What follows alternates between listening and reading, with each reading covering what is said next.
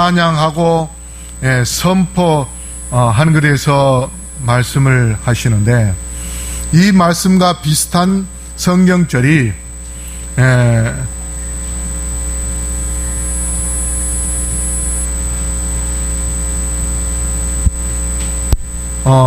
106장 2절에 나오는데요. 이 성경절이 지금 장수가 좀 약간 달리 제가 썼네요. 누가 능히 여호와의 권능을 다 말하며 주께서 받으실 찬양을 다 선포하랴. 여기 그 하나님의 능하신 사적을 전파하며 했습니다. 여러분이 경험한 하나님의 능력은 어떤 능력입니까? 어떤 사람은 아파서 죽을 뻔했는데 기도해서 나은 사람도 있을 것이고, 그 다음에 어떤 사람은 큰 사고가 나서 어마어마하게 고통을 겪고 죽을 뻔했는데 하나님께서 보호해 주셔서 나은 사람도 있을 것입니다. 제가 경험한 하나님은, 제가 인생을 이렇게 길게는 살지는 않았지만 하나님의 능력을 제일 많이 경험할 때가 언제였는가 하면, 제가 러시아 사할린에서 선교사 생활 5년 한 그 기간이 하나님의 능력을 가장 많이 경험한 때였습니다. 저희 가정에 강도 3명이 총 들고 들어왔는데도 하나님께서 보호해 주셨고, 그 다음에 그때 제가 나가 있을 때에 러시아에 36대학이 있었고 또 36 영어 학원이 같이 나가 있었습니다. 그런데 러시아가 그때 막 이 개혁을 해서 페레스트로이카 해가지고 돈을, 화폐 개혁을 제가 있는 동안만 해도 2번 개혁을 했습니다. 그러니까 돈을 잔뜩 모아놔도 개혁을 해버리면 어떻게 해요? 화폐 바꾸면은 다 종이 쪽으로 돼버립니다. 버스 값이 저희가 갔을 때 10루블이었는데 좀 지나고 나니까 차가 안 가요. 왜 차가 안 가냐 물었더니 버스비 올리려고 차를 운행을 안 한다는 거예요. 그래서 차량 운행을 하는데 차비가 2배, 3배 이렇게 막 뛰는 겁니다. 돈의 가치가 아주 떨어졌어요. 그래서 참 힘들고 어려운 그런 삶을 살기 때문에 그 사람들은 자체에서 차를 생산하기가 어렵습니다. 왜 그런가 하면 옛날에는 이 소비에트 연방이라 해가지고 만약에 자동차 하나를 만들더라도 러시아에서는 엔진을 만들고, 그 다음에 키르기스탄에서는 핸들을 만들고, 이 부속품들을 다 나라마다 다 하는 것이 그렇게 찢어져서 만들었습니다. 근데 다 독립을 해버리니까 차 하나를 만들 수 없는 상황이 되어버린 거예요. 그래서 미국에서 중고를 사갖고 오는데 부품을 안 만드니까 부품을 가려면 비싼 거예요. 그래서 도둑들이 차를 훔쳐가지고 껍데기만 언덕 위에 어디다 던져버리고 안에는 싹 다 분해를 시켜서 부품 가게에다가 팔아버립니다. 그래서 우리가 간 러시아 36대학 영어학원, 우리 이제 사할린 중앙교회 제가 있는, 그렇게 선교사들이 여러 명이 나가 있었는데 차를 몇 대를 잊어버린가 하면 6대를 잊어버렸고, 제 차까지 해서 7번째 차를 이제 도난당했어요. 차 세워놓고 잠깐 아파트 갔다가 오면은 차가 없어져요. 저도 어떻게 했냐면 아이들 차 학교에다 태워다 주고 우리 집 앞에 세워놓고 밥 먹으러 올라왔는데 누가 배를 눌려요? 그래서 나가보니까 꼬마들이 뭐라고 막 떠드는 거예요. 러시아말 우리가 잘 모르니까. 그러니까 우리가 알아듣지 못하니까 이 아이들이 집에 들어와가지고 창문으로 끌고 가는 거예요. 가서 밖을 보라. 보니까 내 차가 없어졌어요. 그런데 저희 옆집의 아저씨가 뭐라고 이야기하냐면 제가 차를 세워놓고 들어올 때 바로 직전에 들어오기 바로 직전에 자기가 출근하러 내려왔는데 건장한 강도 2명이 쇠 몽둥이를 들고 아파트 문 안에 숨어 있었대요. 이 사람들이 제 차를 노리고 있었는데 그 2사람이 만약에 자기가 내려오지 않았다면 제가 차 세워놓고 문을 열고 들어오는 그 순간 그 쇠 몽둥이로 제 머리를 때려서 차 키를 뺏어가지고 차를 훔치려 했는데 우리 옆집 아저씨가 마침 그때 내려왔기 때문에 이 사람들이 슬금이 도망 나갔어요. 그래서 저는 목숨을 구했는데 올라와서 보니까 차가 없어진 거예요.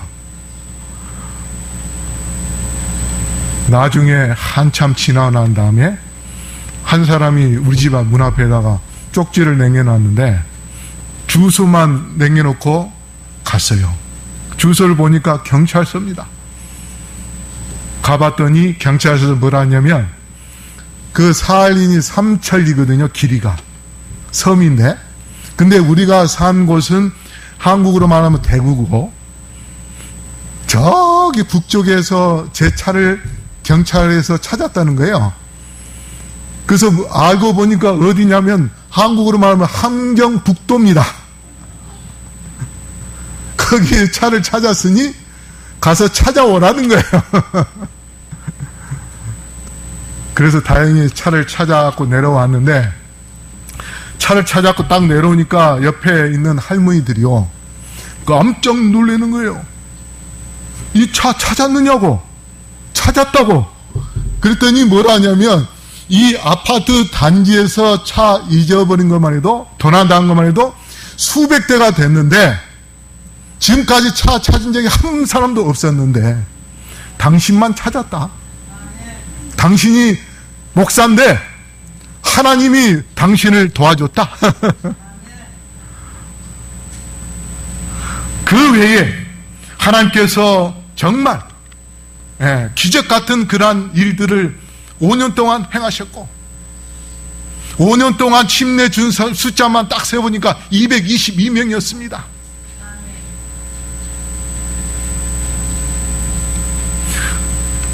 하나님이 그러한 권능을 행하실 뿐 아니라 우리에게는 여기에 뭐라고 말씀하십니까? 구원을 주시고 주의 힘으로 우리를 뭐 하신다? 변호하신다.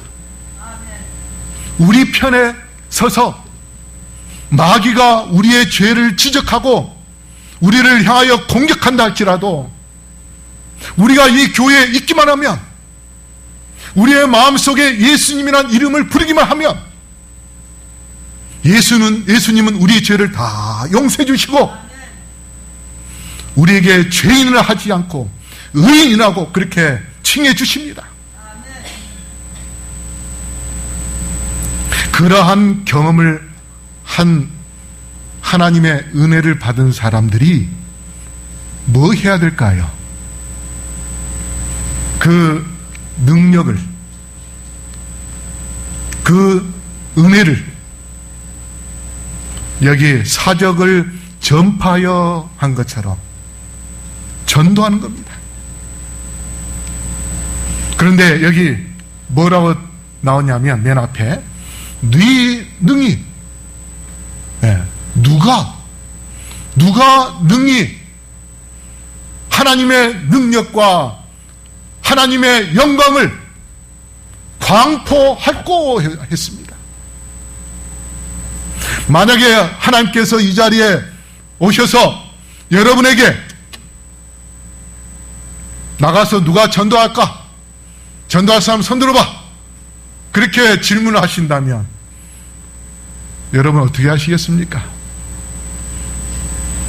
하나님이 직접 물어보시면 손 드시겠습니까? 그리고 지금 하나님이 이 자리에 안 계시니까 제가 전도하든지 말든지 그렇게 하시겠습니까? 여기 여호와의 능하신 사적을 전파하며 그 영예를 다 광포할꼬 누가 능히 이렇게 이제 질문을 합니다. 이것은 뭐냐면 매튜 헨리 주석에 누가 그것을 할 만한 자격이 있겠는가? 그리고 누가 그것을 할 능력이 있겠는가? 이 말은 뭐냐면 우리가 하나님께 구원받은 경험을 해서 거기에 대한 확신을 가진 사람은 구원받은 것을 기뻐가지고 나아가서 전도할 텐데 누가 구원에 대한 확신을 갖고 있는가 하는 그 말씀입니다. 우리 교회에 언젠가 한번 조사를 해보니까 재림 교인들이 하나님께 구원받았다고 확신하는 사람이 60%입니다. 그것도 많은 숫자예요. 장감리 교회는 90%가 넘습니다. 우리가 교회에 오기는 오지만 예배들을 앉아 있긴 하지만 구원에 대한 확신을 갖는 사람이 많지 않습니다. 그러니 구원에 대한 확신을 갖고 있지 않으니 어떻게 나에게 구원 주신 예수님에 대하여 전도하겠습니까?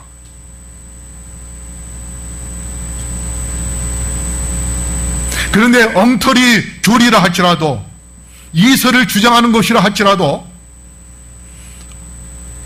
구원에 대한 확신을 가진 사람은요 더운 날씨 가운데서도 길가에서 전도하고 예수님을 전하는 그러한 사람들이 있습니다.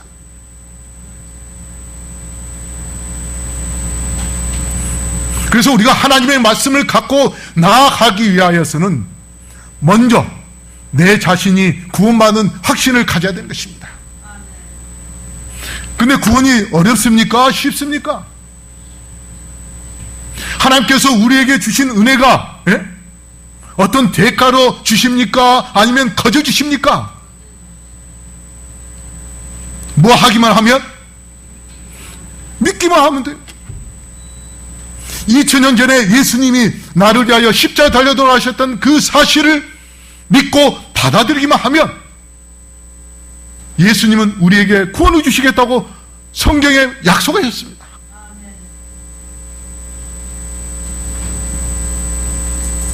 그런데 우리는 교회에 나와서 그렇게 아무리 설명을 해도 진짜 그런가? 진짜 그렇게 쉬워? 뭔가 좀 해야 되지 않을까? 한쪽에 그런 마음을 갖고 있어요. 그게 우리가 구원의 빛을 차단하게 하는 그러한 장애가 됩니다. 근데 구원 받긴 받았는데 또 막상 나가서 전달하라 하니 성경도 잘 모르고 말 주변 머리도 없고 전도하러 가자 하면은 여러분 벌떡 일어나서 좋습니다 갑시다 그렇게 나갈 사람 몇 사람 정도 있을까요? 아마 여기서 거의가 전도하러 가자 하면은 우리 집에 가서 우리 남편한테 밥 해주러 가야 되는데 우리 손주한테 뭐 좀 해줘야 되는데 다 핑계 될 겁니다.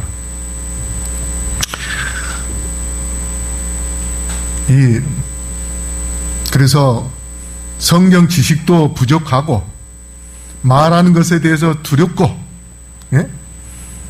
회원도 부족하고 그런 사람이 있었어요.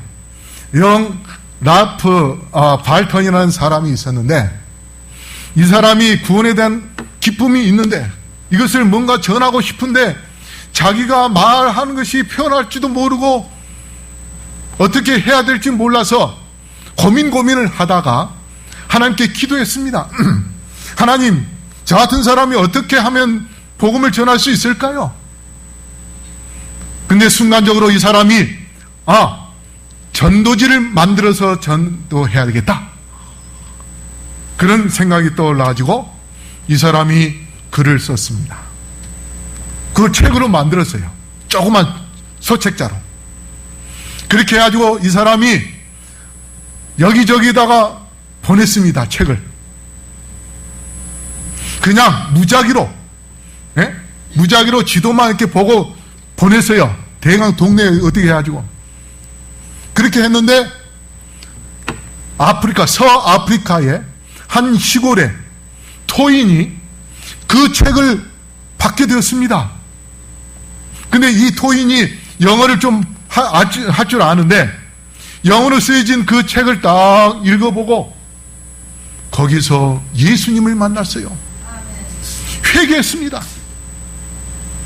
그래가지고 자기에게 책자를 보내준 사람에게 영어로 글을 써서 당신이 보내준 그 책자로 내가 예수님을 믿게 되었다고 감사의 편지를 받았습니다. 우리가 하나님의 말씀을 전하고자 하는 그러한 마음만 갖는다면 하나님은 어떠한 방법으로든 복음을 전할 수 있는 그러한 길을 열어주실 것입니다. 하이플린의 글에 보면 증언보감 1권 467쪽에 진리의 기별은 모든 나라와 방언과 백성들에게 전해져야 하며 여러 나라 말로 인쇄된 진리의 인쇄물들은 마치 가을 낙엽처럼 뿌려져야 한다 했습니다. 뭐처럼 뿌려져야 된다고요? 가을 낙엽처럼. 가을 낙엽은 어떻습니까? 바람이 불면은 그냥 우수수가 아니고 와장창이에요. 완전히 낙엽이 길을 덮어버리는, 그렇게 떨어질 정도로 가을 낙엽 뿌리듯이 뿌리라고 했습니다. 이제 조만간에 우리 교회가 전도회를 위한 핸드빌을 만들 겁니다. 그러면 여러분이 받든 안 받든 사람들에게 가을 낙엽처럼 뿌려서 그 중에 예수님을 믿는 사람 분명히 나타날 것입니다. 옛날에 어떤 분은 화장실에서 일을 보다가 거기에 종이 쪽지가 있어가지고 찢어진 쪽지였어요. 그런데 일보다 심심하니까 그걸 읽어봤는데 거기서 뭐예요? 하나님의 말씀을 읽었습니다. 근데 재미있게 읽다가 중간에 찢어져 나가가지고 그 다음 이야기를 읽을 수가 없어서 궁금해가지고 도대체 이거 어디서 만드는가 보니까 어느 교회입니다. 그 교회 가서 이 쪽지를 내가 주어서 읽다가 뒤에 이야기가 궁금해서 왔는데 이 쪽지 좀 주십시오. 그래가지고 예수님 믿는 사람이 있습니다. 우리가 뿌리면 분명히 그 낙엽을 줍는 사람이 있을 것입니다. 그리고 그 사람이 자기의 인생이 낙엽 같다는 것을 깨닫고 예수님을 믿는 사람이 분명히 있을 것입니다. 우리 모두가 다 정말 그러한 영혼을 만나게 해달라고 기도하시고 그리고 나아가 복음을 전하게 되기를 바랍니다. 그 다음에 공의를 지키는 자들과 항상 의를 행하는 자는 복이 있도다. 공의를 지키는 자. 요새 계속해서 떠드는 게 뭡니까? 대법원의 옛날에 대법원장이 대통령하고 뭐 어떻게 해가지고 어떻게 공정하지 않았다. 여러분, 이 대법원은요, 법 중에서 가장 권위 있는 곳이지 않습니까? 그래서 어떤 재판을 할 때에, 지방법원에서 재판할 때에 대법원의 판례가 뭔가 이거를 먼저 봅니다. 그만큼 대법원의 권위가 높습니다. 그런데 그 대법원이 공의롭게 할 때의 권위가 있지, 공의롭지 못하면, 공평하지 않으면 뭐예요? 지금은 대법원 어떡합니까? 사람들마다 다 우리 판단한 거 다 잘못된 것이다 항의하고, 법적으로 대법원에서 판례 잘못된 거 다시 올릴 수 있다, 또 그렇게 법을 만들어버려요. 법이 무너졌습니다. 공의라는 것은 공평한 것입니다. 우리가 회개하지 않는데 하나님께서 우리를 구원해 주시면 어떻게 될까요? 공평할까요? 공평하지 않습니다. 마귀가 분명히 시비를 걸 겁니다. 그러나 우리가 예수님을 마음에 모실 때에 마귀는 뭐예요? 할 말이 없어요. 우리가 예수님을 믿었기 때문에. 그 다음에 공의로운 자는 하나님의 말씀에 순종하는 자입니다. 이러한 사람이 전도하면은 어떻게 해요? 효과가 있습니다. 얼마 전에 저희 시골의 고향 형님이 페이스북에 사진을 하나 올렸는데, 정읍에서 어떤 분이 침례받는 그분하고 사진을 같이 찍었어요. 근데 그분의 사연이 뭐냐? 이분이 초등학교 교장 선생님이었는데, 호남 앞에 어느 목사님의 딸이 초등학교를 나갔는데 삼류학교가 없어서 그 초등학교 거기에 갔다가 안식일날 학교에 빠진 거예요. 그러고 담임선생님이 너 왜 토요일날 학교 안 오고 너 교회 가느냐? 너 학교 나와라! 그렇게 막 야단치고 그러더래요. 그래가지고 이 교장 선생님한테 또 그게 이제 전달돼가지고 보고돼가지고 교장 선생님에게 불려갔어요.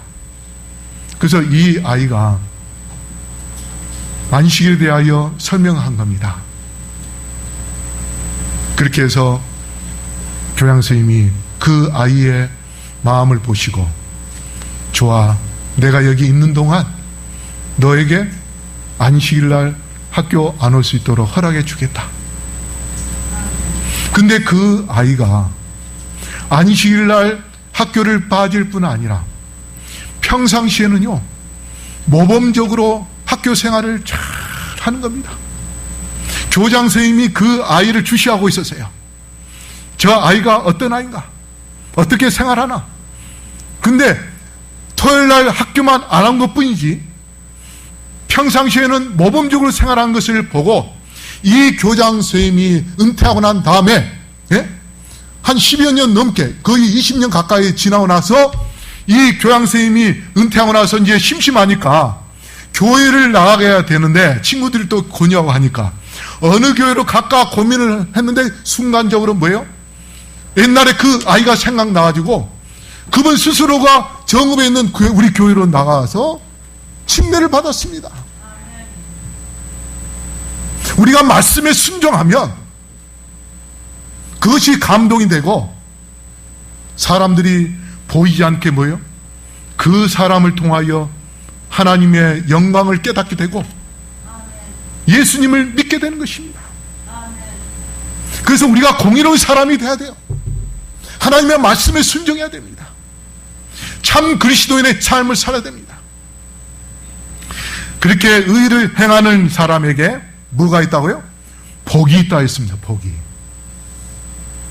복이 뭐냐면 영혼을 구원하는 복이 있고, 예? 여러분 한번 생각해 보세요. 한 사람을 우리가 전도하면, 우리가 하늘나라 갈 때에 하이부인이 우리 멸관에 뭘 달아준다 했어요? 별 달아줘요. 김기순 집사님, 별이 얼마나 클까요? 예?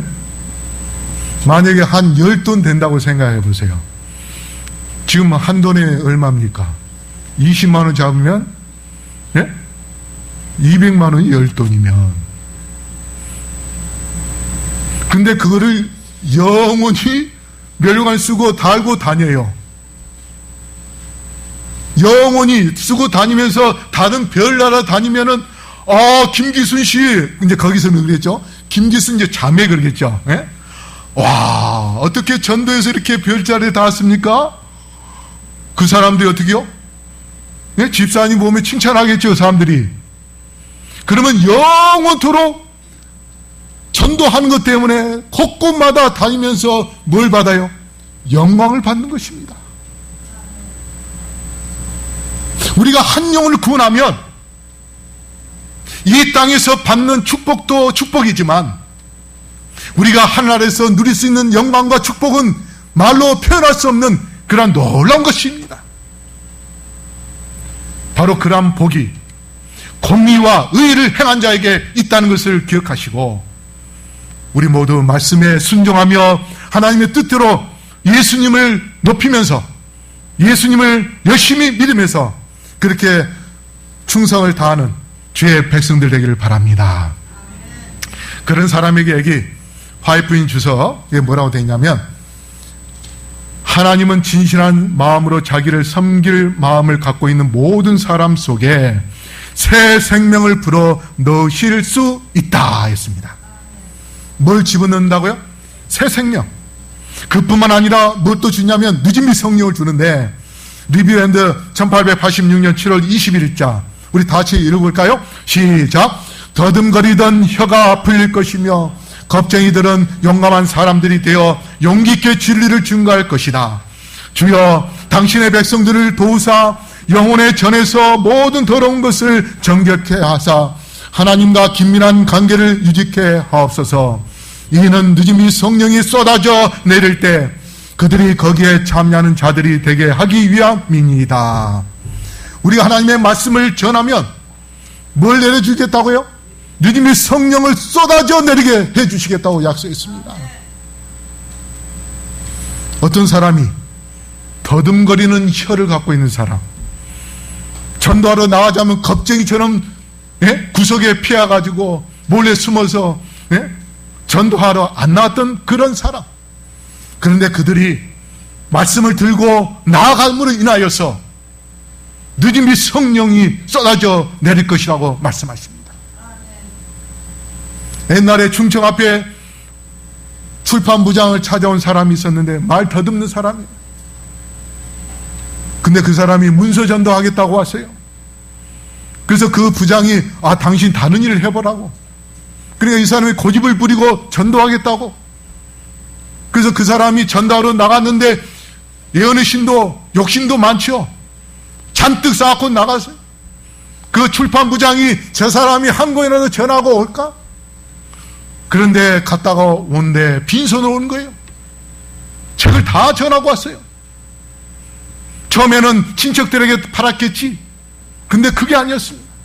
그 다음 날도 갖고 나오면 다 팔고 그 다음 날도 다 팔고.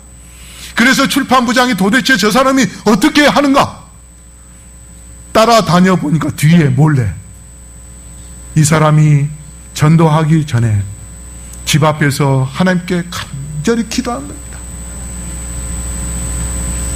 그의 기도하는 말은 혀는 굳어지지 않아 있기 때문에 하나님께 간절히 기도했어요. 하나님, 이 집에 들어가면 예언의 신을 전하고 나올 수 있도록 도와주십시오. 그렇게 기도하고 들어갔다 오면은 책을 전하고 오고 그래서 그날 다 팔고 오는 것입니다. 그냥 공짜로 주는 게 아니고 출판부장 뭐예요? 출판부는 뭐예요? 돈을 받고 팝니다. 여러분, 겁먹기보다 하나님께 기도하십시오. 기도하고 나아간다면 늦음이 성령을 경험할 수 있음을 기억하기를 바랍니다. 그 다음에 4절, 여호와여 주의 백성에게 베푸시는 은혜로 나를 기억하시며 주의 구원으로 나를 건고하사. 이것은 행복의 근원입니다. 우리가 죄를 지으며 죄책감에 의해서 불행하고 고통 속에 살 수밖에 없지만 우리의 죄를 다 주님께 내놓고 주께서 우리의 죄를 다 용서해 주시면 어떻습니까? 기분이 날아갈 정도로 어떻게요? 네? 룰루랄라 하면서 우리가 행복한 시간을 갈 수 있습니다.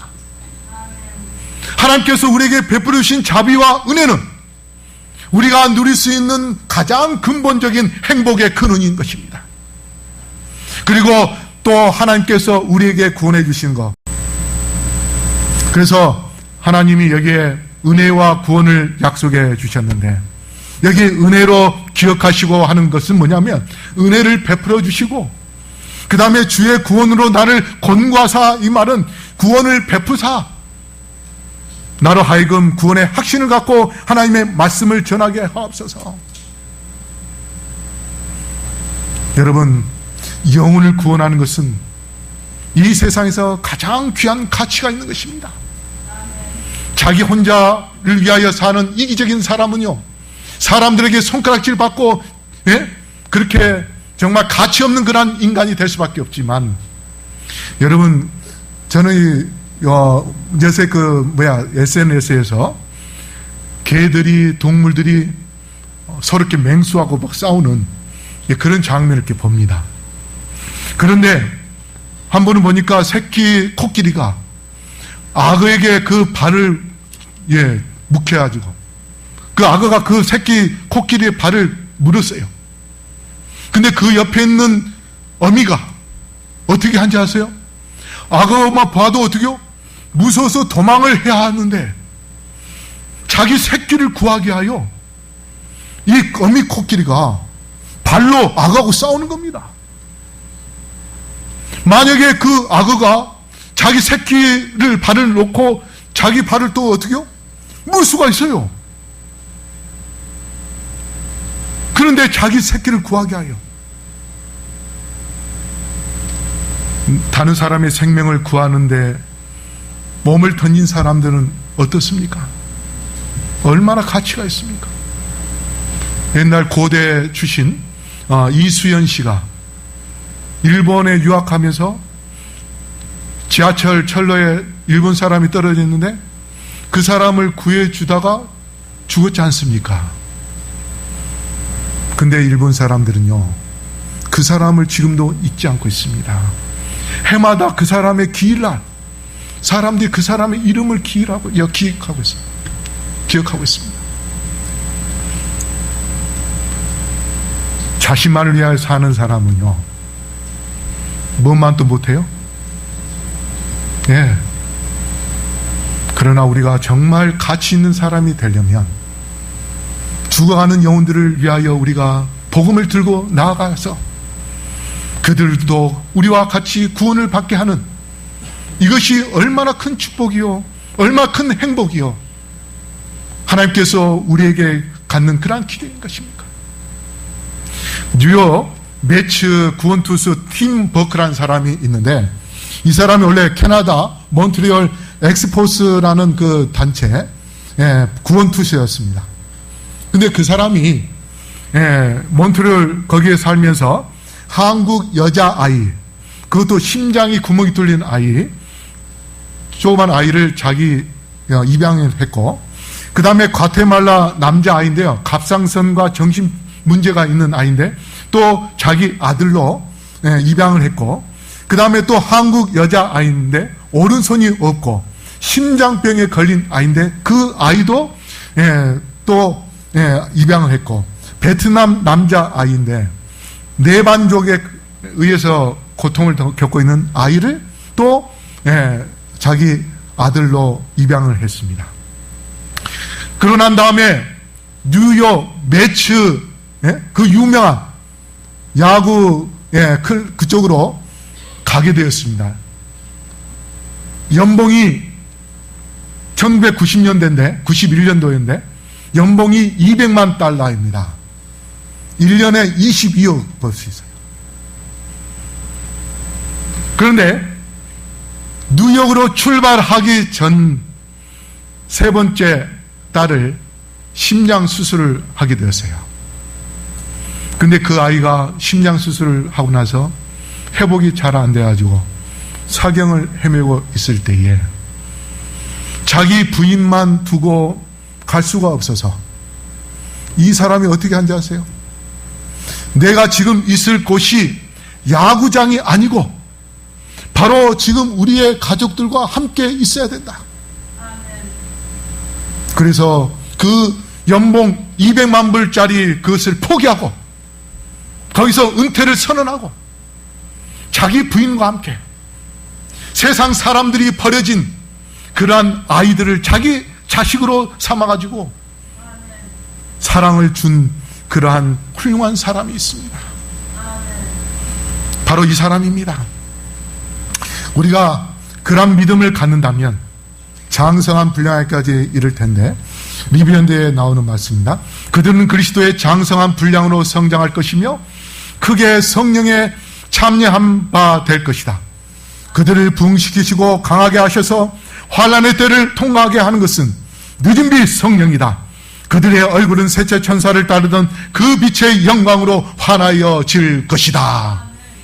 우리가 마지막 때에 정말 환한 그런 빛의 옷을 입을 수 있는 사람이 누군가? 바로 하나님의 말씀을 전하는 자. 그래서 늦은 빛 성령을 받은 사람들이 그러한 빛의 옷을 입게 될 것입니다. 우리 모두가 다 그러한 믿음의 장성한 분량에까지 이르는 내 자신을 위한 삶이 아닌 영혼 구원을 위한 그러한 삶을 통하여서 그러한 영광을 누리게 되기를 바랍니다. 그 다음에 5절에 형통함과 그 다음에 기업을 주시겠다고 약속하셨는데 바로 전도하는 자의 그러한 축복인 것입니다. 하나님께서 택하신 자에게 형통하게 해주시겠다고 했는데 기쁨과 영원한 일로 즐거운 일로 찬양으로 넘치는 그러한 삶을 살게 해주실 뿐 아니라 주의 나라를 기업으로 주시겠다고 약속하셨습니다. 그러므로 지금 이 시간 우리 하나님께서 우리에게 질문합니다. 누가 광포할꼬? 여러분, 그 질문을 받고 어떻게 응답하시겠습니까? 이번 가을 전들을 위하여 내가 적극적으로 정말 참여해서 주님께 헌신하는 그런 주님의 종이 되겠다고 약속한 우리 모든 성도님들 되기를 바라며 말씀을 마치겠습니다.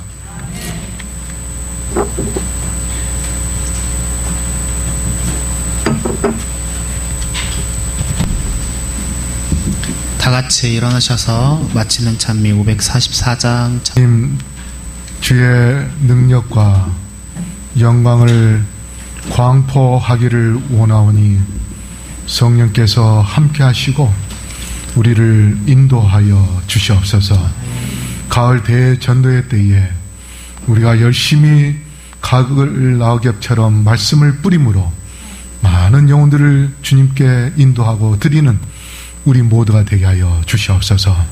오늘 헌금을 드린 주님의 자녀들에게 축복하시고 넘치는 은혜를 베풀어 주시옵시며 이 헌물로 많은 영혼들 주님께 인도할 수 있게 하여 주시옵소서.